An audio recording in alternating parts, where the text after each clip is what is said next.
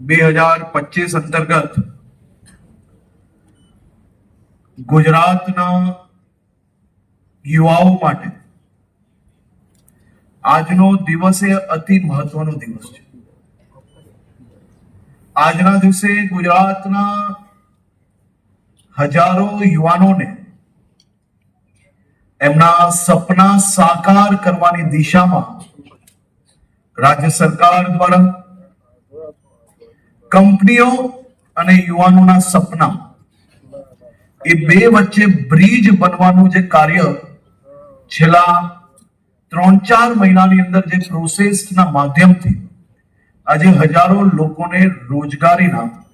પત્ર એનાયત કરવાનો કાર્યક્રમ ગુજરાતભરના પ્રત્યેક જિલ્લાઓમાં ચાલી રહ્યો છે। એવા વડોદરા જિલ્લાના કાર્યક્રમમાં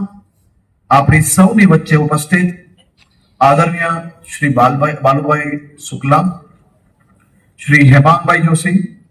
શ્રીમતી પિંકીબેન, શ્રી જયપ્રકાશભાઈ સોની, શ્રીમતી ગાયત્રીબેન મહિડા, श्रीमती मनीषाबेन वकील, केवुरभाई रोकड़िया, चैतन्यभाई देसाई, शैलेषभाई मेहता, श्री शीतलभाई मिस्त्री, श्री नरसिम्हा कुंवरजी, श्री अरुण महेश बाबू, श्री अनिल धामेलिया, श्रीमती ममता हिरपरा, श्री अल्पेश चौहान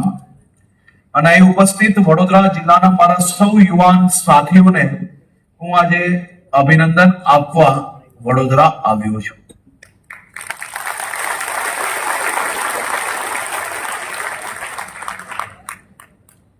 કાલનો દિવસ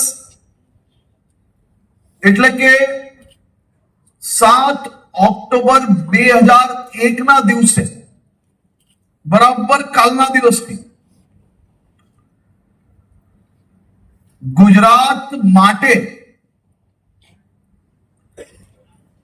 વિકાસની નવી ક્રાંતિ ગણો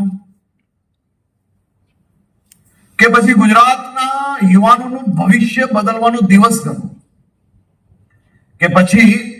ગુજરાતની મહિલા સશક્તિકરણની વાત હોય કે ગુજરાતના વડીલોની ચિંતાની વાત હોય કે દિવ્યાંગો પ્રત્યે અનેક માનવતા ભર્યા પગલાની વાત હોય કે પછી ગુજરાતની વિકાસ ગાથાની વાત હોય કે ગુજરાતના